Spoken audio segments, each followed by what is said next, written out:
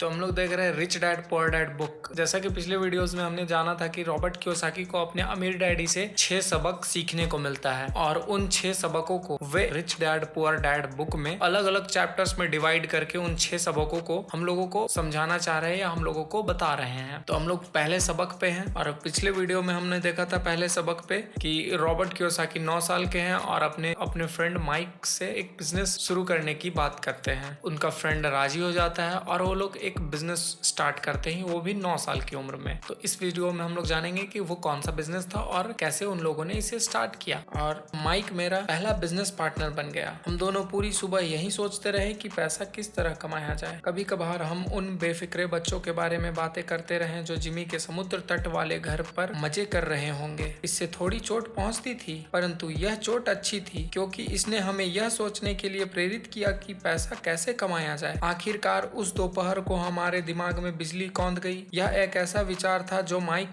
ने किसी विज्ञान की किताब में पढ़ा था। रोमांचित होकर हमने अपने हाथ मिलाए और पार्टनरशिप के पास अब एक बिजनेस था। उनका फ्रेंड माइक के पास एक आइडिया आता है कि किस तरह से हम पैसा कमा सकते हैं। जैसा कि उनके पिताजी ने कहा था कि अगर तुम्हें अमीर बनना है तो तुम्हें पैसे बनाने सीखने होंगे। तो ये लोग दोनों आपस में बैठ करके चिंतन करते हैं और फिर माइक के दिमाग में एक विचार आता है कि हम लोग इस तरीके से बिजनेस कर सकते हैं और इन लोग एक्साइटेड होकर हाथ मिलाते हैं और एक बिजनेस पार्टनरशिप की शुरुआत करते हैं। कहते हैं अगले कुछ हफ्तों तक मैं और माइक आसपास के इलाके में दौड़ भाग करते रहे। हम दरवाजों पर दस्तक देते थे और पड़ोसियों से कहते थे कि वे अपने इस्तेमाल किए हुए टूथपेस्ट ट्यूब हमारे लिए रख ले। हैरत से हमें देखते हुए ज्यादातर लोग ने मुस्कुराकर हमारी बात मान ली। कुछ ने हमसे पूछा कि हमें टूथपेस्ट ट्यूब क्यों चाहिए। इसके जवाब में हमने कहा हम आपको यह नहीं बता सकते, यह एक बिजनेस सीक्रेट है। सप्ताह गुजरते गए और मेरी माँ बहुत दुखी हो गई। अपने कच्चे माल को इकट्ठा करने के लिए हमने जो जगह चुनी थी वह उनकी वॉशिंग मशीन के ठीक पास थी, एक भूरे कार्डबोर्ड के डिब्बे में जिसमें कभी केचप की बोतलें रखी रहती थी। इस्तेमाल किए हुए टूथपेस्ट के ट्यूब की संख्या बढ़ने लगी। आखिर एक दिन माँ के सब्र का बांध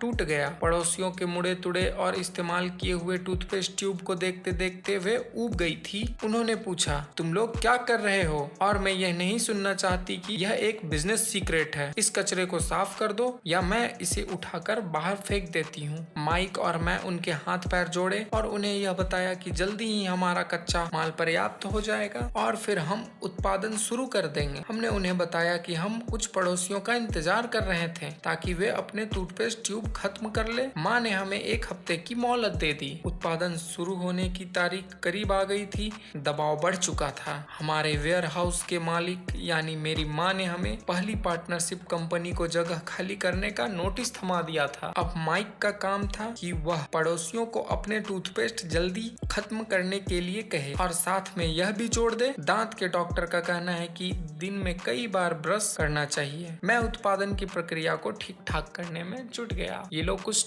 टूथपेस्ट ट्यूब इकट्ठा कर रहे हैं आसपास के मोहल्ले से, अपने मोहल्ले से, आसपास के घरों से और अपने मोहल्ले से। लेकिन उनकी माँ यह देखते देखते काफी हफ्ता बीत चुका था तो वो उनकी माँ गुस्से में आकर के इन लोगों को उनका वेयर हाउस यानी जहाँ पे वो लोग माल इकट्ठा कर रहे थे वॉशिंग मशीन के पास में उसे खाली करने का उन्हें नोटिस दे दिया और उनके पास अब वक्त कम था। एक दिन मेरे डैडी अपने एक दोस्त के साथ कार में बैठकर पोर्च में आए और उनके आश्चर्य का ठिकाना नहीं रहा जब उन्होंने वहाँ 9 साल के 2 बच्चों को उत्पादन की प्रक्रिया में पूरी गति से जुटे देखा। हर जगह बारीक सफेद पाउडर बिखरा हुआ था। एक लंबी मेज पर स्कूल से लाए गए दूध के छोटे कार्टन थे और हमारे परिवार की हिबाची ग्रिल लाल दहकते कोयलों के साथ अधिकतम गर्मी पर जल रही थी। डैडी सावधानी से चलकर हमारे करीब आए। चूंकि हमारी उत्पादन की प्रक्रिया ने पोर्च पर कब्जा कर लिया था इसलिए उन्हें कार बाहर ही खड़ी करनी पड़ी। जब वे और उनके दोस्त पास आए तो उन्होंने कोयले के ऊपर रखा एक स्टील का बर्तन जिसमें टूथपेस्ट के ट्यूब पिघल रहे थे। उन दिनों टूथपेस्ट प्लास्टिक के ट्यूब में नहीं आते थे, ट्यूब शीशे से बने होते थे। एक बार पेंट जल जाने पर हम ट्यूब को स्टील के बर्तन में डाल देते थे ताकि वह पिघलकर द्रव्य रूप में आ सके। इस पिघले हुए शीशे को हम छोटे छेद वाले दूध के कार्टनों में डाल रहे थे। दूध के इन कार्टनों में प्लास्टर ऑफ पेरिस भरा था। हर तरफ फैला सफेद पाउडर प्लास्टर ही था जिसमें हमने पानी मिलाया था। जल्दबाजी में मैंने उसके बैग को गिरा दिया था और पूरी जमीन ऐसी लग रही थी जैसे वहाँ अभी अभी बर्फ का तूफान आया हो। दूध के कार्टन भारी बक्से थे जिसके भीतर प्लास्टर और पेरिस के सांचे थे। मेरे डैडी और उनके दोस्त हमें देखते रहे और हम पिघले हुए शीशे को प्लास्टर और पेरिस के ट्यूब के ऊपर से छोटे से छेद में डालते रहे। संभल कर, मेरे डैडी ने कहा। मैंने बिना सिर उठाए हामी भर दी। आखिरकार जब शीशे को डालने का काम खत्म हो गया तो मैंने स्टील के बर्तन को नीचे रख दिया और फिर अपने डैडी की तरफ देखकर मुस्कुराया। उन्होंने हल्की मुस्कान के साथ पूछा, तुम लोग क्या कर रहे हो? हम वही कर रहे हैं जो आपने बताया था, हम अमीर बनने जा रहे हैं। मैंने कहा, हाँ। माइक ने सिर को हिलाते हुए और मुस्कुराते हुए कहा, हम दोनों पार्टनर हैं। डैडी ने पूछा, इन प्लास्टर के सांचे में क्या है? देखिए, मैंने कहा, इसमें एक बहुत अच्छी चीज है। छोटे हथौड़े से मैंने सील को ठोका जिससे बाहरी खोल टूट गया। सावधानी से मैंने ऊपर के आधे प्लास्टर को हटाया और जस्ते का एक सिक्का बाहर गिरा दिया। हे भगवान, मेरे डैडी ने कहा, तो तुम लोग जस्ते के सिक्के ढाल रहे थे? बिल्कुल सही, माइक ने कहा, हम वही कर रहे थे जैसा आपने हमसे कहा था, हम पैसा बना रहे थे। मेरे डैडी के दोस्त जोर से हंसने लगे। मेरे डैडी भी मुस्कुराए और उन्होंने अपना सिर हिलाया। उनके सामने आग और टूथपेस्ट की ट्यूब के बक्से के साथ सफेद धूल में लिपटे हुए दो बच्चे खड़े थे जो इस कान से उस कान तक खुलकर मुस्कुरा रहे थे। उन्होंने हमसे कहा कि हम सब कुछ छोड़कर उनके साथ चले और घर के सामने वाली सीढ़ी पर बैठे। मुस्कुराते हुए उन्होंने हमें जालसाजी शब्द का मतलब समझाया। हमारे सपने धराशायी हो गए थे। तो आपका मतलब है कि यह गैर कानूनी है? माइक ने कांपती आवाज में पूछा। छोड़ो भी, डैडी के दोस्त ने कहा, हो सकता है कि बच्चे अपनी जन्मजात प्रतिभा को विकसित कर रहे हो। मेरे डैडी उन्हें घूरते रहे। हाँ, यह गैर कानूनी है, डैडी ने नरमी से कहा, परंतु तुम लोगों ने यह साबित कर दिया है कि तुम में बहुत ज्यादा रचनात्मक और मौलिक विचार है। इसी तरह आगे बढ़ते रहो, मुझे तुम पर गर्व है। निराश होकर माइक और मैं तकरीबन 20 मिनट तक चुपचाप अपना सिर पकड़कर बैठे रहे। इसके बाद हमने सारा अटाला साफ करना शुरू किया। पहले ही दिन हमारा बिजनेस चौपट हो गया था। पाउडर साफ करते हुए मैंने माइक की ओर देखा और कहा, मुझे लगता है जिमी और उसके दोस्त ठीक कहते हैं, हम सचमुच गरीब हैं। जब मैंने यह कहा तब डैडी बस जाने ही वाले थे। बच्चों, उन्होंने कहा, तुम गरीब तभी कहलाओगे जब तुम लोग हार मान लोगे। सबसे महत्वपूर्ण चीज यह है कि तुमने कुछ किया। ज्यादातर लोग केवल अमीर बनने के बारे में बातें करते रहते हैं और उसके सपने देखते रहते हैं। तुमने कुछ किया है, मुझे तुम दोनों पर गर्व है। मैं एक बार फिर से यही कहूँगा, आगे बढ़े चलो, हार मत मानो। माइक और मैं खामोश खड़े रहे। ये शब्द सुनने में अच्छे थे परंतु हमें यह पता नहीं था कि हमें क्या करना चाहिए। तो ऐसा क्यों है डैडी, आप अमीर नहीं हैं? मैंने पूछा। क्योंकि मैंने एक स्कूल टीचर बनने का फैसला किया था। स्कूल के टीचर अमीर बनने के बारे में नहीं सोचते, हम सिर्फ पढ़ाना पसंद करते हैं। काश कि मैं तुम लोगों की मदद कर सकता, परंतु हकीकत में मैं यह नहीं जानता कि दौलत कैसे कमाई जाती है। माइक और मैं पलटे और अपने सफाई अभियान में जुट गए। डैडी ने कहा, अगर तुम लोग यह सीखना ही चाहते हो कि अमीर कैसे बना जाता है तो मुझसे मत पूछो। माइक, तुम अपने डैडी से सवाल करो। मेरे डैडी?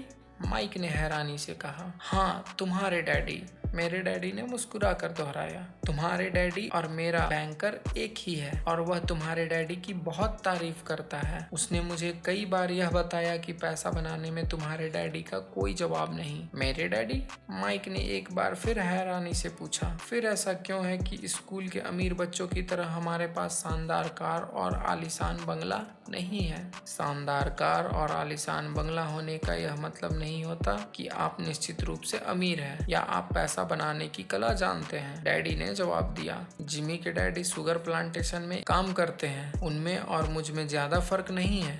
वे एक कंपनी के लिए काम करते हैं और मैं सरकार के लिए। कंपनी उन्हें कार खरीद कर दे देती है। इस समय शक्कर की कंपनी आर्थिक संकट में फंसी हुई है और जिमी के डैडी के पास जल्दी ही कुछ नहीं बचेगा। तुम्हारे डैडी अलग है माइक, ऐसा लगता है कि वे एक साम्राज्य बनाने जा रहे हैं और मेरा अंदाजा है कि कुछ ही सालों में वे बहुत अमीर बन जाएंगे। यह सुनकर माइक और मैं एक बार फिर रोमांचित हो गए। नए उत्साह से हमने अपने डूबे हुए व्यवसाय के कचरे को साफ करना शुरू कर दिया। जब हम सफाई कर रहे थे तो हमने यह भी योजना बना ली कि कब और कैसे माइक के डैडी से बात की जाए। समस्या यह थी कि माइक के डैडी बहुत ज़्यादा काम करते थे और देर रात तक घर नहीं लौटते थे। माइक के डैडी के पास कई वेयरहाउस, कंस्ट्रक्शन कंपनी, स्ट्रॉस की श्रृंखला और 3 रेस्टोरेंट थे। रेस्टोरेंट के कारण ही उन्हें घर लौटने में देर हो जाती थी। सफाई खत्म करने के बाद माइक बस पकड़कर अपने घर चला गया। वह अपने डैडी से बात करने वाला था, चाहे वे कितनी ही देर से घर लौटे,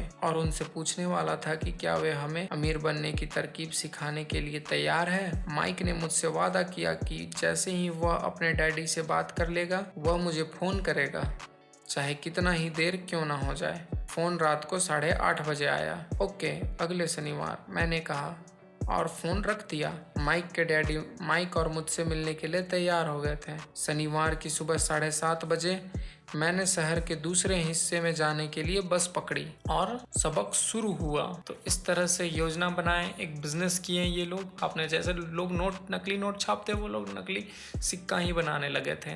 तो इसलिए उनके डैडी उन्हें समझाते हैं फिर कि ये सिक्का बनाना इलीगल है, गैर कानूनी है, ऐसा हम लोग नहीं कर सकते हैं। हमें पैसे बनाने के लिए कुछ काम करना होता है, कुछ बिजनेस करना होता है या फिर कुछ करना होता है जिससे हम लोग पैसा कमा सकते हैं।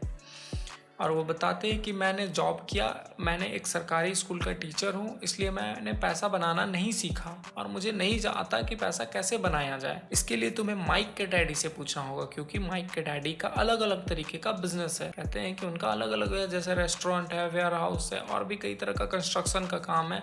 तो इस तरह से अलग अलग उनका बिजनेस है। तो वो तुम्हें बताएंगे कि पैसा कैसे बनाया जाए, क्योंकि उनका जो बैंकर है, तो वो बैंकर उन्हें बताता था कि माइक के डैडी अलग अलग तरह के बिजनेस कर रहे हैं और एक वो बहुत बड़ा साम्राज्य बनाने की कोशिश कर रहे हैं और आने वाले दिनों में वो बहुत ज़्यादा अमीर रहेंगे।